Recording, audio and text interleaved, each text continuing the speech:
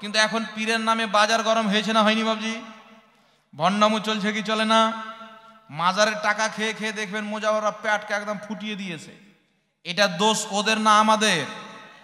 আমরা মসজিদ মাদ্রাসায় পয়সা দিতে পারি না, আর গিয়ে মাজারের বক্সে পয়সা ভরে দিচ্ছি।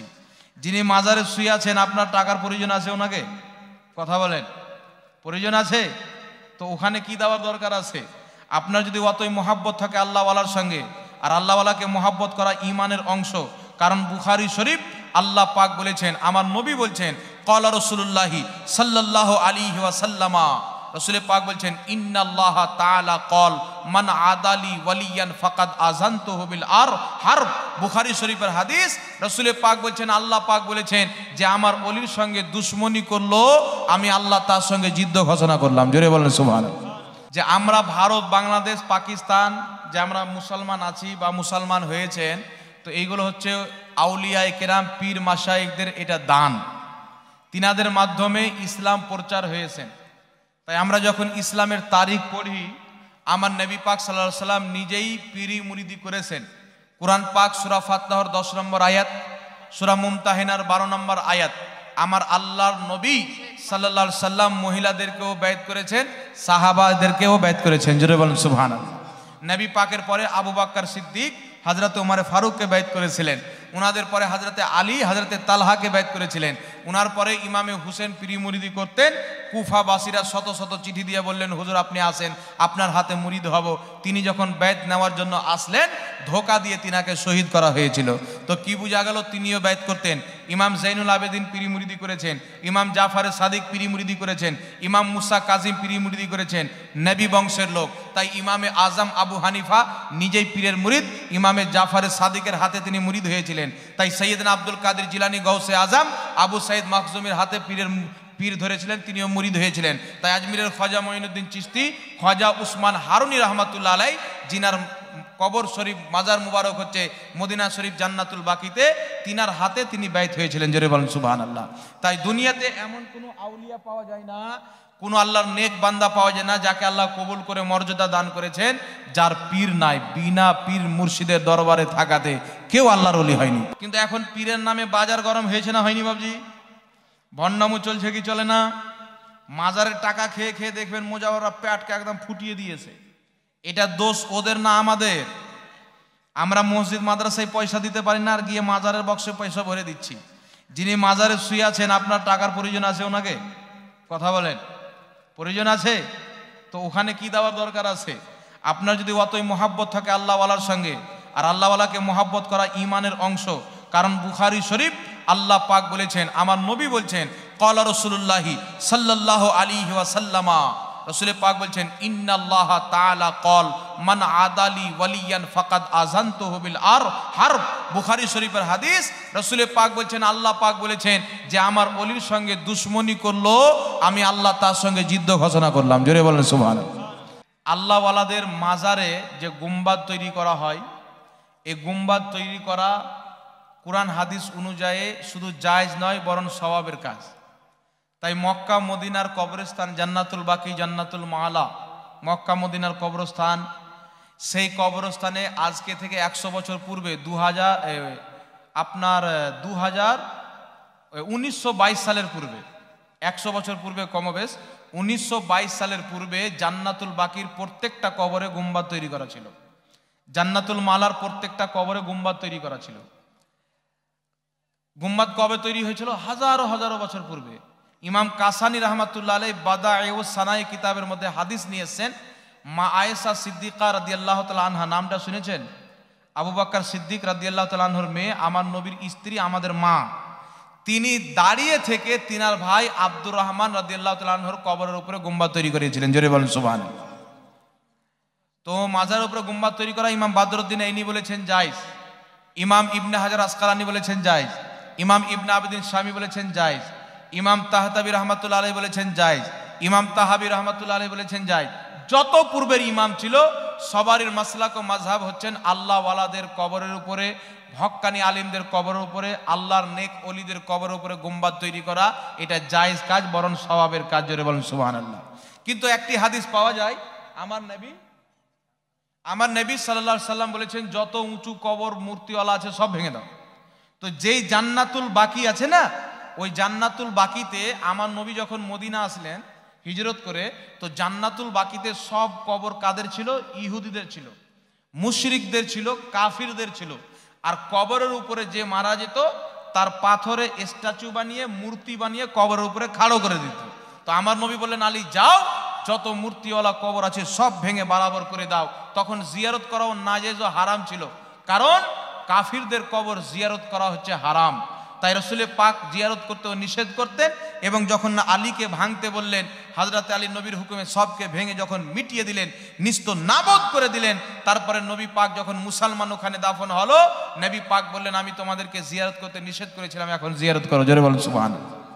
তো নবী পাক সাল্লাল্লাহু আলাইহি ওয়াসাল্লাম যখন মুসলমানকে মাটি দিতেন, তিনার কবরের মাথায় বড় একটা পাথর পুঁতে দিতেন নিশানি রাখার জন্য। এখান থেকে উলামায়ে কেরাম ইস্তেমবাদ করে মাজারের উপরে গুম্বাদ তৈরি করা, নিশান রাখাকে জায়েজ বলেছেন। তাহলে ওই হাদিসটিকে নিয়ে এখন মৌলবি ব্যবহার করে আল্লাহওয়ালাদের কবরের উপরে গুম্বাদ ভাঙতে চায়। সাহাবার কবরে গুম্বাদ বম লাগিয়ে, বম ফুটিয়ে গুম্বাদকে ভেঙে দিয়েছে। জান্নাতুল বাকির সমস্ত মাজারের উপরে গুম্বাদকে নিস্ত নাবুদ করে দিয়েছেন ওই হাদিসকে নিয়ে।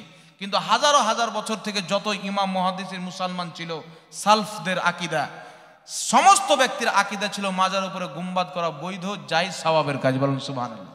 এখন পর্যন্ত তাদের কিতাব আছে, সাক্ষী দেয়। তো নবী পাক মুশরিকদের কবর ভাঙতে বললেন। ইমাম ইবনে হাজার আসকালানী রাহমাতুল্লাহ আলাইহি বুখারী শরীফের সারা ফাতহুল বারীর মধ্যে লিখেছেন, এই হাদিসটি হলো মুশরিক কাফিরদের কবর নবী পাক ভাঙতে বলেছিলেন।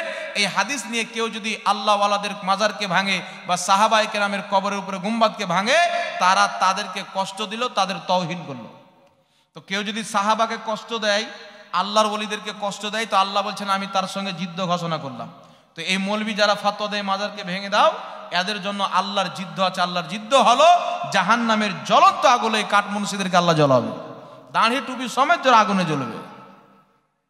তাই বিরাদের ইসলাম, তাহলে এই ভাঙার, কবর ভাঙার ফতোয়াটা কবে থেকে আসলো শুনেন। ইহুদিরা হলো খুব খাতারনাক জাতি। কি জাতি? খাতারনাক জাতি। ইহুদিদের কোনো একজন ব্যক্তিকে যদি আপনি মেরে দেন, তাহলে ওরা আপনার অপেক্ষা সারা জীবন পর্যন্ত করবে, আপনাকে যতদিন পর্যন্ত বদলা না নেবে তারা ছাড়বেন না। এটা ওরা খুব খাতারনাক জাতি। আর ওদেরকে দুনিয়াবি জ্ঞান আল্লাহ খুব দিয়েছে। তাই যত বড় বড় কোম্পানি দেখবেন সব ইহুদিদের কোম্পানি। তো ইহুদিরা ইহুদি এবং খ্রিস্টানদের কবর ছিল জান্নাতুল বাকিতে। তো ইহুদি আর খ্রিস্টান, আমেরিকা হচ্ছে খ্রিস্টানদের দেশ, আর ইসরায়েল যেটা ইহুদিরা নিজের দেশ বলে, কিন্তু আমি ওকে দেশ মানি না, ওটাকে আমি মুসলমানদের দেশ ফিলিস্তিন মানি। তারা দুইজন মিলে পরামর্শ করলো যে মুসলমানদের নবী মুহাম্মদ সাল্লাল্লাহু আলাইহি সাল্লাম আমাদের আকাবির, আমাদের বাপ দাদাদের কবরকে ভেঙেছে, মুসলমানদের কবরকে ভেঙে আমরা বদলা নেব। তখন খেলাফতে উসমানিয়া ছিল, মুসলিম সুপার পাওয়ার, যাকে ইংলিশে অটোমান আম্পায়ার বলা হয়। ওই অটোমান আম্পায়ারের বিরুদ্ধে ওকে ভাঙার জন্য আর বদলা নেওয়ার জন্য তারা সৌদি আরবের কিছু লোককে কিনলো, নজদের। আর নজদিদেরকে নিজের পকেটের দালাল বানিয়ে, নিজের পুষা কুকুর বানিয়ে পুষে আরবের মাটিতে হাজারো হাজার উলামাকে শহীদ করে তারা সেখানে দখল করলো। দখল করার পর আমেরিকা, ইসরায়েল প্রেসার দিল, যত কবর আছে বম ব্লাস্ট করে ভেঙে দাও। এখানে তারা এই হাদিসকে দলিল বানিয়ে ভাঙলো, কারণ ডাইরেক্ট যদি ভাঙে মুসলমান চামড়া তুলে নিবে। তাই এই হাদিসটি দলিল দিয়ে সাধারণ পাবলিককে গুমরা করে বম ব্লাস্ট করে ভেঙে দিল। আমেরিকা, ইসরায়েল খুশি হয়ে গেল যে আমরা মুহাম্মাদের সাথে বদলা নিয়েছি। জোরে বলেন নাউজুবিল্লাহ। তো আল্লাহ তাবারাক ওয়া তাআলা এদের থেকে বাঁচাক। তো আল্লাহওয়ালাদের মাজার জিয়ারত করা হচ্ছে সুন্নাত। ওখানে গিয়ে সাজদা করা যাবে? জোরে বলেন। আল্লাহ ব্যতীত কাউকে সাজদা করে, ওখানে গিয়ে আপনি দোয়া করেন, আল্লাহওয়ালার উসিলা দিয়ে দোয়া করেন। সিয়ার আলামিন নোবালার মধ্যে ইমাম জাহাবি লিখেছেন, আদ-দুআউ মুস্তাজাবুন ইনদা কুবুরিল আম্বিয়া ওয়াল আউলিয়া। নবীগণের যখন কবরে যাবেন, আল্লাহওয়ালাদের যখন মাজারে যাবেন, তাদের উসিলা দিয়ে দোয়া করবেন, দোয়াটা কবুল হয়ে যাবে। জোরে বলেন সুবহানাল্লাহ। এটা হাদিস থেকে প্রমাণিত। মুসান্নাফ ইবনে আবি শাইবার মধ্যে হাদিস, উমারে ফারুকের জামানায় যখন কোনো মুসিবত পড়তো, সাহাবা নবীর কবরে গিয়ে তার ওসিলা দিয়ে দোয়া করতো, আল্লাহ মুসিবত দূর করে দিত। জোরে বলেন সুবহানাল্লাহ। কিন্তু মাজারে গিয়ে যারা ব্যবসা চালু করেছে, এখন শত শত আলা হাজাতের ফতোয়া হলো মহিলাদের মাজার যাওয়া হারাম। কিন্তু মহিলারা মাজার যায় না। ওই মাজারে যে মৌলবীরা, যে মুজাওয়ারা থাকে, তারা নিষেধ করে। তো তারা মাসলাকে আলা হাজাতকে মানে না, নিজের পেট পূজা করে। পেট ভরুক, আমার পেট ভরুক। তাই ওদেরকে আল্লাহ ছাড়বে? হিসাব লাগবে কি লাগবে না? কিন্তু ওই আল্লাহওয়ালার কি দোষ আছে? না। তো আল্লাহওয়ালার মাজারে গিয়ে আপনি জিয়ারত করেন, চলে আসেন, এক পয়সা দান করবেন না। হ্যাঁ, কোথাও যদি টাকা দিলে টাকাটা মাদ্রাসায় যায়, কোনো মাদ্রাসা চলে, বা ইয়াতিমখানা চলে বা মুসলমানদের কলেজ বা ইউনিভার্সিটি চলে, ওখানে আপনি দান দেবেন, আপনার টাকাটা কাজে লাগবে। আর এমনি গিয়ে দান দিয়ে আসবেন, ওখানকার মোজাওয়াররা বের করে খেয়ে পেট ভুটি বাড়াবে। বুঝতে পারলেন? তা সবচাইতে বেস্ট আপনি আপনার এলাকাতে ঈদগাহতে দান দিয়েছেন, আল্লাহ পাক কবুল করেন। আরেকটি কথা আপনাদের সম্মুখে বলে দিই, হাত বাঁধা নিয়ে এখন আমাদের সমাজে মারামারি আছে না নাই? কেউ বুকের উপরে হাত বাঁধছেন, কেউ যারা বলছে যে আমাকে যেন হানাফিরাও দোষী না বলে, লামাজহাবিরাও দোষী না বলে, ও ফের মিডিয়ামে বাড়ছে। হ্যাঁ, তো আপনাকে কেউ দোষী বলেন, আপনি পিঠের উপরে হাত বাঁধেন, এই করে নামাজ পড়েন হাত বাঁধে। একটি কথা মনে রাখবেন, আমি 1 বছর থেকে চ্যালেঞ্জ করেছি, 2-3 জন মৌলবি আমার চ্যালেঞ্জকে কবুল করেছে, আলহামদুলিল্লাহ প্রমাণ করতে পারেননি। আমার চ্যালেঞ্জ হলো, কোনো ব্যক্তি যদি বুকের উপরে হাত বাঁধার একটি সহি হাদিস আমাকে দেখাইতে পারে, 1 লাখ টাকা আমি পুরস্কার দেব। এই চ্যালেঞ্জের উপরে এখন পর্যন্ত আমি দাঁড়িয়ে আছি। আমার বেঁচে থাকা অবধি কেউ দেখাতে পারবে না বুকের উপরে হাত বাঁধার কোনো সহি হাদিস নাই। আবু দাউদের যে হযরতে তাউসের হাদিসটিকে যারা সহি বলে, মানুষের ইমানের সঙ্গেও জালিয়াতি করে, হাদিসের সঙ্গেও জালিয়াতি করে। বুকের উপরে হাত বাঁধার কোনো সহি হাদিস নাই। আবু দাউদের হাদিসটি হলো জয়ীফ। আর বুখারীতে হাদিস আছে না, নবী পাক জেরা রেখে জেরা রাখলেন, তো তারা বলতে চায় এখান থেকে এখানে জেরা, এই জেরাতে রেখে বাঁধবেন তো বুকের উপরে আসবেন। কিন্তু আপনি দেখেন, এখানকে যদি জেরা মেনে নেওয়া হয়, কিন্তু জেরা এখান থেকে এখানকে মুহাদ্দিসিন এতটুকু বুঝিয়েছেন, জেরাতে জেরা রেখে নবী পাক বাঁধেন, অটোমেটিক নাভির নিচে চলে আসে। কিন্তু তারা বলে এখান থেকে এখানকে জেরা, তো এটা কি যদি জেরা মেনে নেওয়া হয় তাহলে বুকের উপর আসবে? বুকের উপরে তবু আসছে না। তো বুকের উপরে হাত বাঁধার কোনো সহি হাদিস কোনো কিতাব থেকে কেউ যদি আমাকে দেখাইতে পারে, আলহামদুলিল্লাহ আমার জানকারি হবে, আমি 1 লাখ টাকা দিব। আমার বেঁচে থাকা অবধি পারবে না, ও আমাকে টাকাও দিতে হবে না। বুঝতে পারলেন? কিন্তু নাভির নিচে হাত বাঁধার কটা সহি হাদিস লাগবে আমার সঙ্গে যোগাযোগ করিয়েন, আপনাকে পাঠিয়ে দেবো, আপনাকে পাঠিয়ে দেব। তাই বিরাদর ইসলাম, খবরদার, বুকের উপরে হাত বাঁধবেন না, নাভির নিচে হাত বাঁধবেন। নাভির নিচে হাত বাঁধাটাই হচ্ছে সুন্নাত।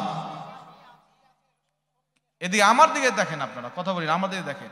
তাই নাভির নিচে হাত বাঁধা এটা নবী পাকেরও সুন্নাত, সাহাবারও সুন্নাত, তাবিনের সুন্নাত। এই বিষয়ে কয়েকটি সহি হাদিস আছে।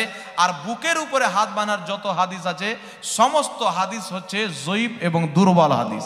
তো আপনারা সহিটাতে আমল করবেন না দুর্বলটাতে করবেন বলেন? ইমামে আজম আবু হানিফার নাভির নিচে হাত বাঁধার হাদিসকে গ্রহণ করেছেন। আবু দাউদ শরীফের মধ্যে হাদিস আছে, হযরতে আলী বলছেন হাতের উপরে হাত রেখে নবী পাক নাভির নিচে বাঁধলেন। এই হাদিসটি হচ্ছে জয়ীফ হাদিস। নাভির নিচে হাত বাঁধলেন, আবু দাউদ শরীফের হাদিসটি জয়ীফ। কিন্তু মুসান্নাফ ইবনে আবি শাইবার মধ্যে 2টি সহিহ হাদিস আছে, জোরে বলেন সুবহানাল্লাহ। আরো অনেক কিতাবের মধ্যে সহিহ হাদিস আছে, নবী পাক এবং তাবিঈনগণ নাভির নিচে হাত বাঁধতেন, এটাই হচ্ছে সুন্নাত। তাই ইমামে আজম আবু হানিফা বলছেন আমার মাযহাব হবে সহিহ হাদিসের উপরে, তাই তোমরা নাভির নিচে হাত বাঁধবে, এটাই হচ্ছে আমি ইমামে আজমের মাযহাব, জোরে বলেন সুবহানাল্লাহ।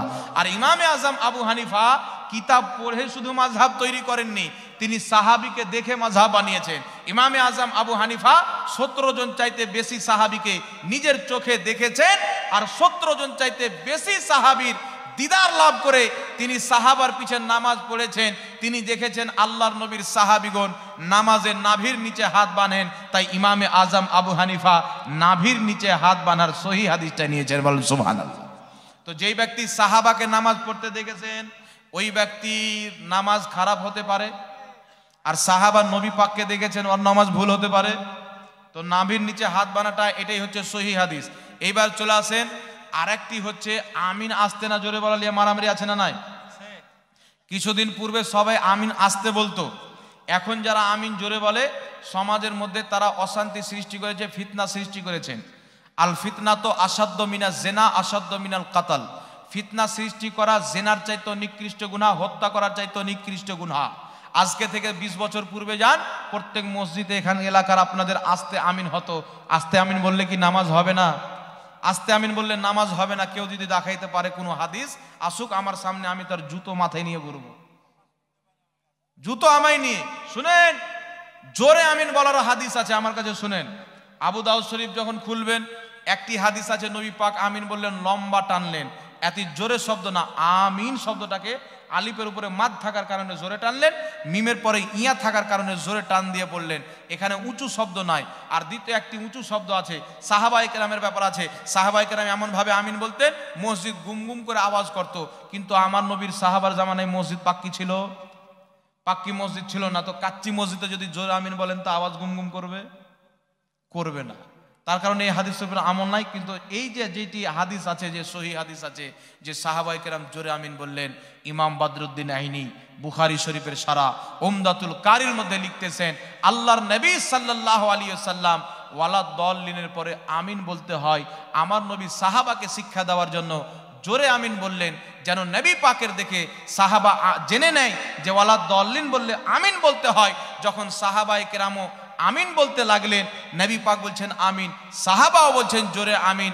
নবী পাক দেখছেন আমার সাহাবা জেনে গেছে ওয়ালা দল্লিন বলার পরে আমিন বলতে হয়। তারপরে আমার নবী আমিন শব্দ আওয়াজটিকে আস্তে করে দিলেন। কি করে দিলেন? একাধিক সহিহ হাদিস রয়েছেন, আস্তে করে দিলেন। তারপরে আমার নবী জীবনে জোরে আমিন বলেননি। নবী পাক যখন আস্তে বলতে লাগলেন, সাহাবাও আস্তে বলতে লাগলেন। তো যেটা জোরে বলা আছে, ইমাম বদরুদ্দিন আইনি সহ আরো অনেক ইমাম বলেছেন ওটা সাহাবাকে শিক্ষা দেওয়ার জন্য জোরে বলা আছে। আর যখন নবী পাক সাল্লাল্লাহু আলাইহি সাল্লাম সব শিখে গেলেন, আমিন আস্তে বলতে লাগলেন। তো আস্তে আমিন বলাটাই হচ্ছে সুন্নাত। জোরে বলেন সুবহানাল্লাহ। তো জোরে আমিন বলে কোনো লাভ নাই। আস্তে আমিন বলেন, আপনি বেশি নেকি পাবেন। জোরে আমিন বলে আপনি হানাফিদের নাই, মুসলমানদের নামাজকে আপনি আমিন, ধ্যানটা আল্লাহর দিকে কি যাবে, ওর দিকে সবারই ধ্যান যায় কি যায় না। তাই আস্তে আমিন বলাটা হচ্ছে বিশুদ্ধ এবং সুন্নাতে মুস্তাফা। আর একটি শুনেন, আস্তে আমিন বলাতে একটা ইমানেরও মজবুতি আছে। আমরা যখন আস্তে আমিন বলবেন না, আমাদের ইমান মজবুত হবে যে আমাদের আল্লাহ যতই আস্তে বলি না কেন শুনে বরাবর। বলেন সুবহানাল্লাহ। আল্লাহর শোনা আস্তে বাজরে নাই। তাই আমিন আস্তে বলবেন, এটাই হচ্ছে সহি। যারা জানে না, ভুলভাল মুন্সিদের বই পেয়েছে, পড়েছে, দিবে রে জোরে আমিন বলা সহি হাদিসে আছে, কিন্তু জানে না যে কি জন্য জোরে আমিন বলেছেন, তারাই আমিন বলবে। জেহালতে পড়ে, মূর্খতাতে পড়ে, নচেত আস্তে আমিন বলবেন, এটাই হচ্ছে সুন্নাত।